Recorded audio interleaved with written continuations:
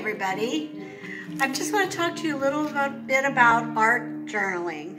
We're going to have some workshops coming up, and we're going to show you how to use art journaling to have a vision for your artwork, to record your feelings, to think about the things that you've experienced in life, and to have a deeper relationship with your feelings and your thoughts. So we're going to be teaching different prompts and ways to develop your art journal.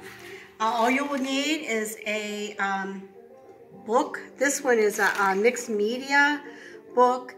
Anyone would do, or you could use an old book. I have this one. It's a journal book that I did the front in mixed media format. We're going to use all kinds of materials. We're going to use watercolors. We're going to use modeling paste, gesso.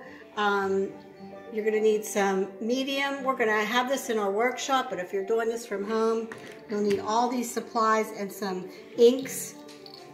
And we're going to use vintage papers and memorabilia, things like tickets or photographs.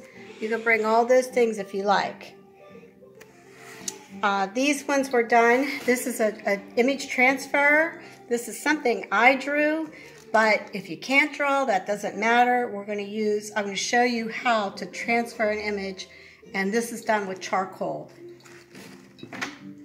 We're going to do texture methods. If you can see this is a texture. So, and I'm going to show you a little bit about a page I kind of started here, that I'm going to kind of go over this with you. So I started out with some tissue paper, and I gessoed the whole thing, and then with gel medium, I added some tissue paper and some other images. These are things that I'll have. This is done with a stencil and spray ink. We'll go over that. And then I used an image from a magazine. You could use your own. You could have an image made of yourself, and you could use that. So I'm going to show you what happens when you put, this is watercolor, over the texture. Like, I'm going to add some water. Okay, I'm going to spread that out. Now, if I feel like that's a little too heavy, I can take a damp paper towel, get some of that out of there, because I didn't really want to get that too dark. I want to be able to see. You can spread it out a little bit. Okay, then we can get another color, and I can like let this kind of float and close to that like puddle in there. Kind of give it a graduated feel.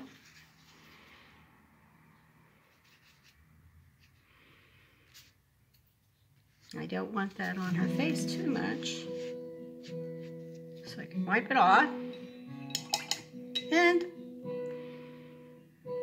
so I want to bring, some of this purple, I want to bring it over in here, because I kind of want these 2 pages. You don't have to have the 2 pages have one theme, but this one is.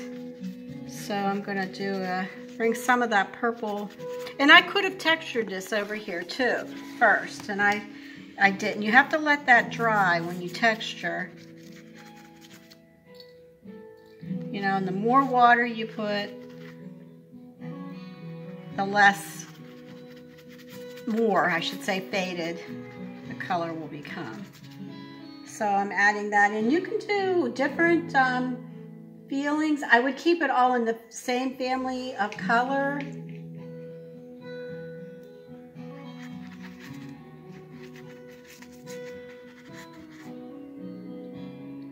Okay, and I'm going to put a little bit of that blue over here, they see there's some texture that was in there from the image that I had put down.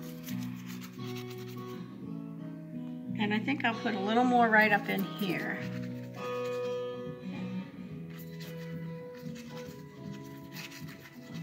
Okay, so now we would have to let that dry.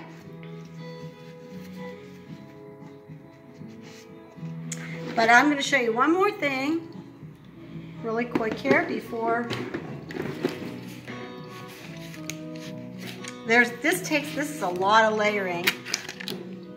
I'm going to use the gesso. I should have a bigger brush, but we're going to use this one for now. So let's say I want to do some writing. I know that I want to do some writing. This should be drier, but I'm going to go ahead and put it on so you can see.